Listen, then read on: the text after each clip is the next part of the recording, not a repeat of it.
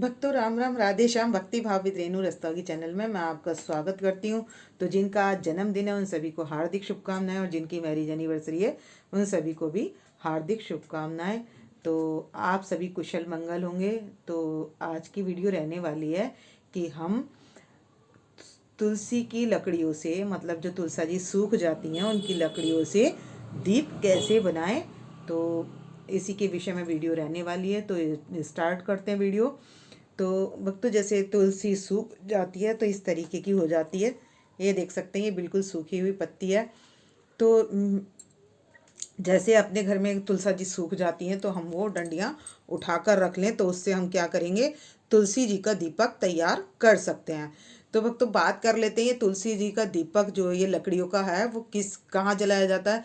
तो ये विष्णु भगवान के मंदिर में जला सकते हैं। और आपके विष्णु भगवान के विग्रह हैं, जैसे जुगल जोड़ी सरकार हैं आपकी, और राधा कृष्ण हैं, और या आपके लड्डू गोपाल जी हैं, तो आप इनके सामने क्या है ये दीप जला सकते हैं। तो भक्तों मैं बता देती हूँ आपको, ये चल रहा है मार्गशीर्ष का महीना, जिसे हिंदी में अघन का महीना भी कहते हैं।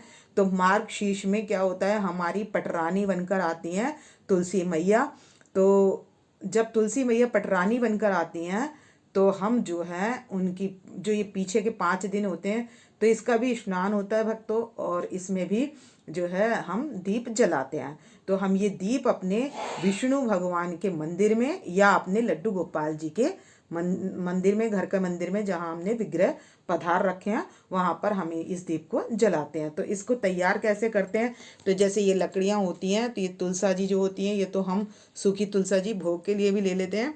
और ये लकड़ी जो होती है, ये हम इस लकड़ी का प्रयोग, तुलसी की लकड़ी का प्रयोग हम कहाँ कहाँ करते हैं। जैसे भक्तों, अगर हम कहीं जा रहे हैं सफ़र में और हमारे पास तुलसी नहीं है, या तुलसी के ऐसे सूखे पत्ते भी हैं, तो हम वो रख सकते हैं। दूसरा प्रयोग इसका हम कहाँ करते हैं कि जब हम अगर जैसे एकादशी पड़ती है और तुलसी पत्र ना हो, तो तुलसी की लकड़ी रखकर भी हम भोग लगा सकते हैं। और जैसे यदि हमने तुलसा जी नहीं भी तोड़ी है, तो हम तुलसी का वृक्ष, जो तुलसी मैया होती हैं जैसे पौधों में लगी होती हैं, तो उनको पास में रखकर भी पूजा कर सकते हैं। और इसकी तुलसी की लकड़ी की कंठी भी बनाई जाती है। तो ये जो पतली पतली होती हैं, देखिए इस तरीके से पतली पतली होती हैं, इतनी पतली जो होती हैं, इनकी हम लंबी लंबी बाती बना लेते हैं।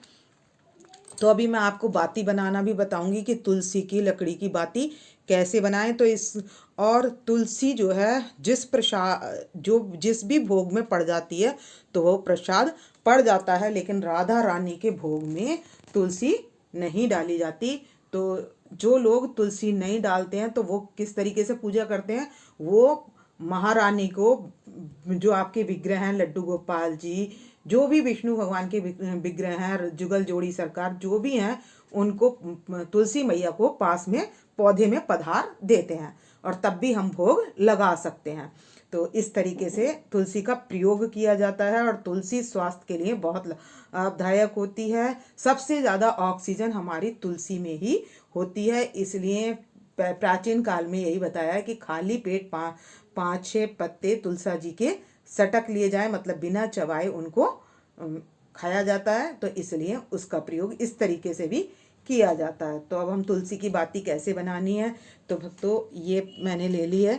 तो पतली पतली हम इसको, जैसे ये है हमारी डंडी, तो इसको पतली पतली काट लेंगे।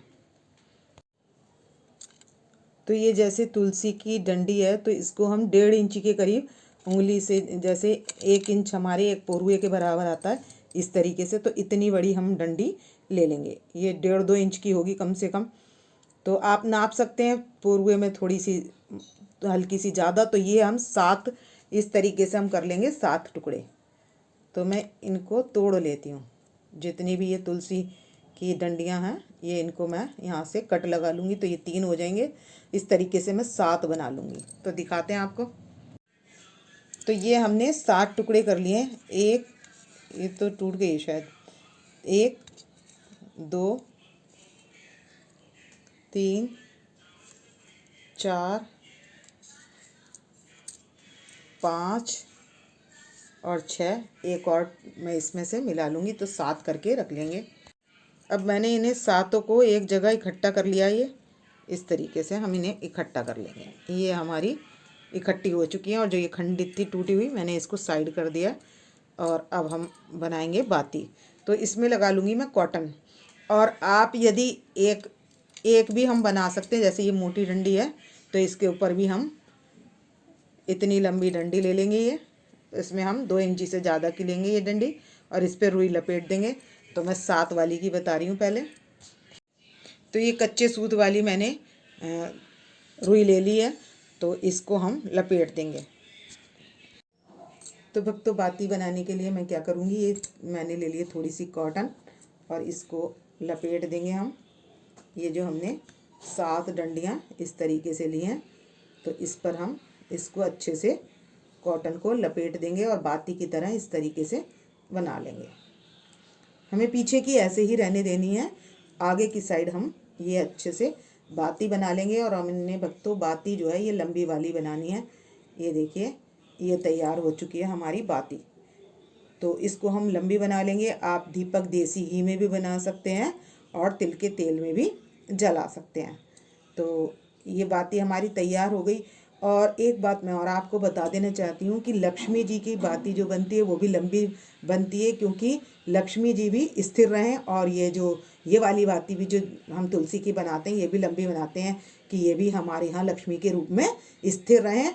तो इस तरीके से ये बाती बनाई जाती है। और अगर आपको एक बनानी है तो आप इसी तरीके से कॉटन लेकर और इस पर लपेट देंगे जितनी आपको बनानी है।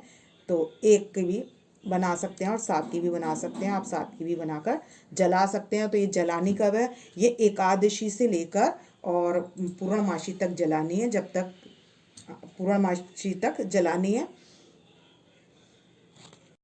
तो भक्तों ले लिया मैंने दीप और दीप में डाल लेंगे हम तेल। तो ये तिल का तेल है और घी का भी जला सकते हैं और तिल के तेल का भी जला सकते हैं।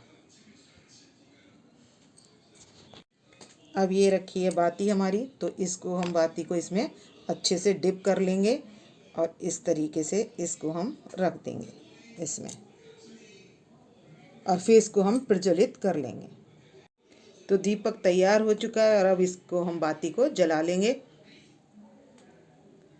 तो यहाँ पर रोली से तिलक लगा लेंगे, हम सतिया बना लेंगे। उसके ऊपर मैंने दिया विराजमान कर लिया और कुछ पुष्प मैंने पीले और गुलाबी, क्योंकि विष्णु भगवान जी के लिए लक्ष्मी जी के प्रिय हैं गुलाबी और विष्णु भगवान के लिए पीले। तो पीले गुलाबी पुष्पों से हमने तैयार कर लिए ये थाली।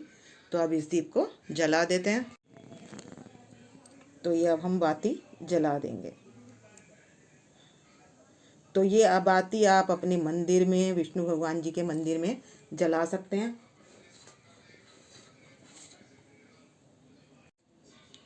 तो देख सकते हैं ये हमने बाती जला दिया और ये पूरी जल जाती है। इस तरीके से हम खड़ी रख देंगे और इसको थोड़ा सा खिसकाते रहेंगे। जब ये जलती रहेगी तो हम इसको थोड़ा सा खिसका देंगे तो ये पूरी जल जाती है। तो इससे हम आरती कर लेंगे, विष्णु भगवान जी की आरती कर लेंगे। हम घंटी बजाकर विष्णु भगवान जी की आरती कर लेंगे। तो भक्तों अब बजा लेंगे घंटी और कर लेंगे बांके बिहारी की आरती।